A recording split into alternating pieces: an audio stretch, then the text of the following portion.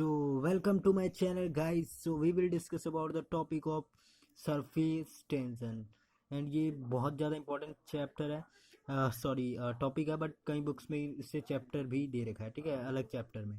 ठीक है, वैसे तो ये फ्लूइड में ही आता है एनसीईआरटी वगैरह से चले तो, बट दूसरे बुक्स में इसका चैप्टर भी है। ठीक है, सो हम टॉपिक की तरफ बढ़ते हैं। सो गाइस देखो, सरफेस टेंशन क्या होता है। देखो यहाँ पे क्या लिखा हुआ है, the property of liquid surface to remains in minimum surface area. इसका मतलब क्या हुआ, हम ये समझते हैं, है ना। तो इसका मतलब क्या है कि लिक्विड की एक प्रॉपर्टी है कि वह अपने सरफेस एरिया का जो एरिया है, ठीक है, इसको कम से कम रखना चाहता है, सिकुड़ना चाहता है। लिक्विड का सरफेस कम से कम एरिया में रहना चाहता है, और इसी प्रॉपर्टी को हम क्या कहते हैं, सरफेस टेंशन, है ना। जैसे मैंने यहाँ पे क्या लिख रखा है, जैसे ये टॉपिक आपको समझ में आया होगा। अब जैसे यहाँ पे क्या मैंने लिख रखा है, लिक्विड सरफेस या बल्क, है ना। प्रॉपर्टीज ऑफ सरफेस मतलब देखो, किसी भी मटेरियल की सरफेस की प्रॉपर्टी उसके अंदर के जो प्रॉपर्टी होती है ना, उससे काफ़ी अलग होती है। ठीक है, अब देखो जैसे मैंने यहाँ पे बल्क लिख रखा है, मतलब देखो एक होता है बल्क और एक क्या होता है, सरफेस बल्क। ठीक है, मतलब वाटर के अंदर का करिकुलम एंड सरफेस मतलब वाटर का सरफेस। ठीक है, ओके। सो देखो जैसे मैं एक एग्जांपल ले लेता हूँ यहाँ पे। ठीक है, एक एग्जांपल ले लेता हूँ, जैसे देखो स्मॉल स्मॉल लिक्विड, ठीक है, small liquid drops, small liquid drops,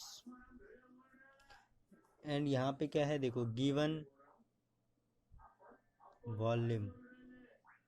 okay, अब ये क्या है, मिनिमम। ठीक है, मैं मिनिमम पूरा नहीं लिख रहा, ठीक है, मिनिमम सरफेस एरिया। अब देखो आपने, अभी मैं एक आपसे कुछ बात करूँगा, ठीक है, minimum surface area, okay, given volume. अब देखो जैसे आपने ना कई बार देखा होगा कि जो वाटर की ड्रॉप्स होती हैं, छोटी ड्रॉप्स होती हैं, वो कैसी होती हैं, स्पेरिकल होती है ना। अब ऐसा क्यों होती है, ये यही टॉपिक है। ओके, अब देखते हैं। देखो क्योंकि अगर आपके पास कोई भी एक गिवन वॉल्यूम है, यानी कि कोई भी एक गिवन वॉल्यूम है किसी भी चीज़ का, आटे का, पानी का, किसी भी सब्सटेंस का, ठीक है, तो हम ऐसी फिगर जिसका मिनिमम सरफेस एरिया हो, वो क्या है, एक स्फीयर होता है। अगर मैं इतने ही मटेरियल से मैं एक सिलेंडर बनाऊं, कोन बनाऊं, या मैं क्यूबॉइड बनाऊं, है ना, उनका सबका सरफेस एरिया स्फीयर से क्या होगा, ज़्यादा होगा। ओके, अब देखो जैसे मान लो आप घर में हो, ठीक है, अब आपके पापा हैं, वो आपको मतलब एकदम स्ट्रिक्ट पापा हैं, ठीक है, आपके जो, तो वो आने वाले हैं, ठीक है, आपको पता है 5 मिनट में आने वाले हैं।